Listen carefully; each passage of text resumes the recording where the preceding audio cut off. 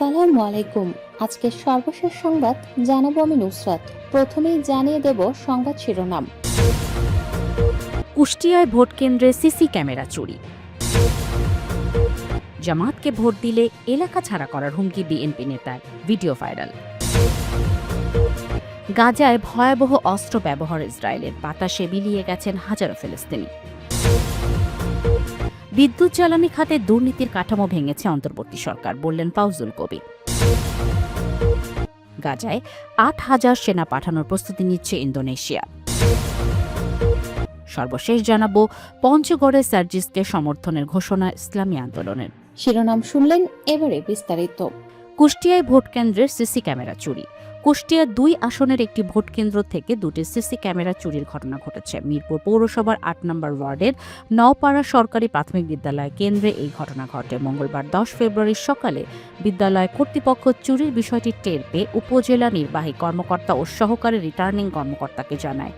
এই ঘটনায় মিরপুর থানাতে একটি সাধারণ ডায়েরি জিডি করা হয়েছে। জানা গেছে, সোমবার দিবাগত রাতের কোনো এক সময় দুর্বৃত্তরা বিদ্যালয়ে প্রবেশ করে ভোট কেন্দ্রে স্থাপিত দুটি সিসি ক্যামেরা খুলে নিয়ে যায়। মঙ্গলবার সকালে বিষয়টি নজরে আসে। মিরপুর উপজেলা নির্বাহী কর্মকর্তা ও সহকারী রিটার্নিং কর্মকর্তা নাজমুল ইসলাম ঘটনার সত্যতা নিশ্চিত করে বলেন, সকালে বিদ্যালয় কর্তৃপক্ষ আমাকে চুরির বিষয়টি জানায়। বুধবার সকালে একই স্থানে নতুন করে সিসি ক্যামেরা বসানো হবে। মিরপুর থানার ভারপ্রাপ্ত কর্মকর্তা মোহাম্মদ শহীদুল ইসলাম জানান, চুরির ঘটনায় বিদ্যালয়ের প্রধান শিক্ষক মোজাম্মেল হক থানায় জিডি করেছেন। এখন পর্যন্ত চুরি হওয়া ক্যামেরা উদ্ধার বা কাউকে গ্রেফতার করা সম্ভব হয়নি। জামাতকে ভোট দিলে এলাকা ছাড়া করার হুমকি বিএনপি নেতার, ভিডিও ভাইরাল। নোয়াখালী ৩ আসনের বেগমগঞ্জে জামায়াতে ইসলামের প্রার্থীকে ভোট দিলে ভোটারদের চিহ্নিত করে এলাকা ছাড়া করার হুমকির অভিযোগে এক বিএনপি নেতাকে শোকজ করেছে নির্বাচনী অনুসন্ধান ও বিচারিক কমিটি। মঙ্গলবার ১০ ফেব্রুয়ারি রাতে বেগমগঞ্জ উপজেলা নির্বাহী অনুসন্ধান ও বিচারিক কমিটির সিভিল জজ নিশি আক্তার শোকজের বিষয়টি নিশ্চিত করেন। খোঁজ নিয়ে জানা গেছে, অভিযুক্ত নেতা মীর জুমলা মিঠু নোয়াখালী ৩ আসনে বিএনপির প্রার্থী বরকতুল্লাহ বুলু এর পক্ষে ভোট কার্যক্রমে যুক্ত ছিলেন। তিনি বেগমগঞ্জ উপজেলায় বিএনপি যুগ্ম আহ্বায়ক, আলিয়ারপুর ইউনিয়ন বিএনপি সভাপতি এবং একই ইউনিয়নের সাবেক চেয়ারম্যান। আলিয়ারপুর ইউনিয়নের একটি উঠান বৈঠকে দেয়া তার বক্তব্যের একটি ভিডিও সামাজিক যোগাযোগ মাধ্যমে ছড়িয়ে পড়ে। ভিডিওটিতে তাকে বলতে শোনা যায়, যারা স্থানীয় জামাতের ভোট করে তাদের চিহ্নিত করে রাখবেন, আমরা তাদের থেকে জবাব আদায় করব, এলাকায় থাকতে দেয়া হবে না, এটাই আমাদের সাফ কথা। ভিডিওটি নজরে আসার পর বেগমগঞ্জ নির্বাচনী অনুসন্ধান কমিটি তাকে শোকজ করে। মঙ্গলবার অভিযুক্ত নেতা শোকজের জবাব দিয়েছেন। গাজায় ভয়াবহ অস্ত্র ব্যবহার ইসরায়েলের, বাতাসে মিলিয়ে গেছেন হাজারো ফিলিস্তিনি।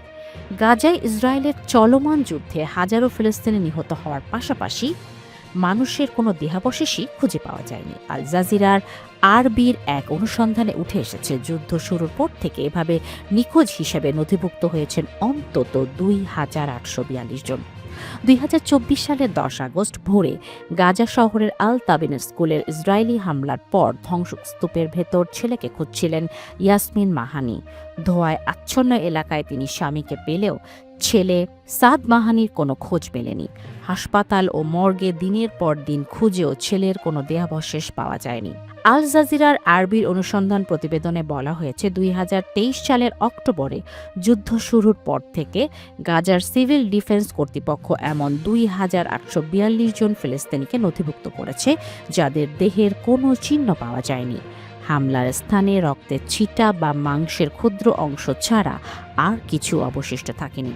সিভিল ডিফেন্সের মুখপাত্র মাহমুদ বাসাল জানান, প্রতিটি হামলার পর বিয়োজন পদ্ধতি অনুসরণ করা হয়। কোনো বাড়িতে কতজন মানুষ ছিলেন তা পরিবারের সদস্যদের কাছ থেকে জেনে উদ্ধার হওয়া মরদেহের সঙ্গে মিলিয়ে দেখা হয়। নির্ধারিত সংখ্যার তুলনায় মরদেহ কম পাওয়া গেলে এবং দীর্ঘ অনুসন্ধানের পরও কিছু না মিললে সংশ্লিষ্ট ব্যক্তিকে নিখোঁজ হিসাবে নথিভুক্ত করা হয়। বিদ্যুৎ জ্বালানি খাতে দুর্নীতির কাঠামো ভেঙেছে অন্তর্বর্তী সরকার, বললেন ফাউজুল কবির। বিদ্যুৎ জ্বালানি ও খনিজ সম্পদ উপদেষ্টা মোহাম্মদ ফাউজুল কবির খান বলেছেন, বিদ্যুৎ ও জ্বালানি খাতে দীর্ঘদিনের দুর্নীতির কাঠামো ভেঙে দেওয়া হয়েছে। সেই সাথে এই খাতে আইনগত প্রাতিষ্ঠানিক সংস্কার কার্যক্রম হাতে নেওয়া হয়েছে। তিনি বলেন, অন্তর্বর্তী সরকার ভবিষ্যৎ নির্বাচিত সরকারের জন্য একটি স্বচ্ছ ও টেকসই রোডম্যাপ রেখে যেতে কাজ করছে। মঙ্গলবার 10 ফেব্রুয়ারি বিদ্যুৎ ভবনে অন্তর্বর্তীকালীন সরকারের বিদ্যুৎ, জ্বালানি ও খনিজ সম্পদ মন্ত্রণালয়ের কার্যক্রম ও অর্জন নিয়ে আয়োজিত এক সংবাদ সম্মেলনে এসব কথা বলেন তিনি।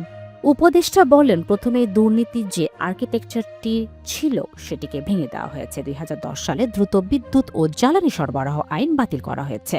বিদ্যুৎ ও জ্বালানির মূল্য নির্ধারণে বাংলাদেশ এনার্জি রেগুলেটরি কমিশন বিসিআরসি ক্ষমতা ফিরিয়ে দেওয়া হয়েছে, যা কমিশনারের হাতে আগে ছিল না। এর ফলে গত 16-17 মাসে বিদ্যুতের দাম বাড়ানো হয়নি। দুর্নীতির অভিযোগ অনুসন্ধানে 2টি কমিটি গঠন করা হয়েছে, যা নিয়ে উপদেষ্টা বলেন, একটি জাতীয় পর্যায়ের কমিটি পদ্ধতিগত দুর্নীতির চিত্র চিহ্নিত করেছে।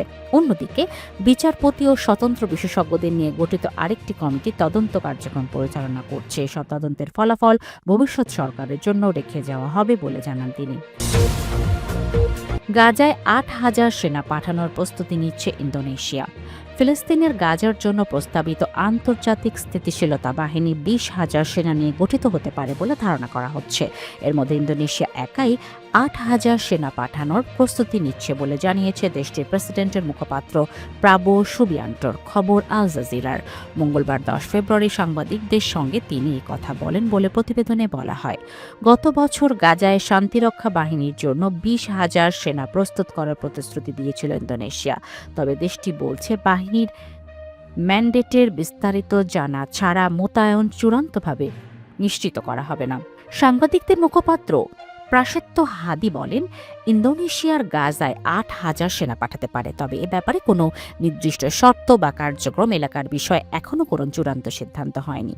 প্রাবত্যর মুখপাত্র হাদি জানান, আমরা শুধু প্রস্তুতি নিচ্ছি, যাতে কোনো চুক্তি হলে আমরা শান্তিরক্ষা বাহিনী পাঠাতে পারি। তিনি আরও বলেন, বোর্ডের স্থায়ী সদস্যপদ নিশ্চিত করার জন্য $1 বিলিয়ন পরিশোধের আগেও আরও আলোচনা হবে। এর আগে গত সোমবার 9 ফেব্রুয়ারি জাকার্তায় প্রেসিডেন্ট প্রাবো সুবিয়ান্তরের সঙ্গে নিরাপত্তা বৈঠক করেন দেশটির সেনাপ্রধান মারুলি সিমানজোন্তাক। বৈঠকের পর তিনি বলেন, একটি ব্রিগেড, সম্ভবত 5,000 থেকে 8,000 সেনা ট্রাম্পের শান্তি বোর্ডকে সহায়তা করার জন্য প্রস্তুত করা হচ্ছে।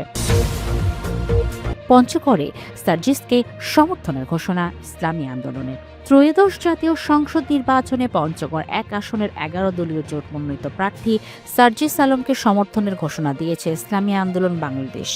নিজেদের কোনো প্রার্থী না থাকার কারণে এনসিপির উত্তরাঞ্চলের মুখ্য সংগঠক সার্জিস আলমকে সমর্থন দিচ্ছে দলটি।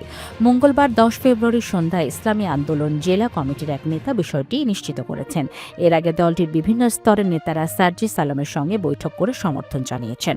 স্থানীয় নেতারা জানিয়েছেন, এই আসনে ইসলামী আন্দোলনের কোনো প্রার্থী নেই, তাই নীতিনিষ্ঠ ও জনবান্ধব জননীতির স্বার্থে তারাই জুলাই আন্দোলনের অগ্রনায়ক সার্জিস আলমের প্রতি সমর্থন দিয়েছেন। এই আসনে সার্জিসের শাপলাকুলি প্রতীকের পক্ষে তারা স্বতঃস্ফূর্তভাবে কাজ করবেন।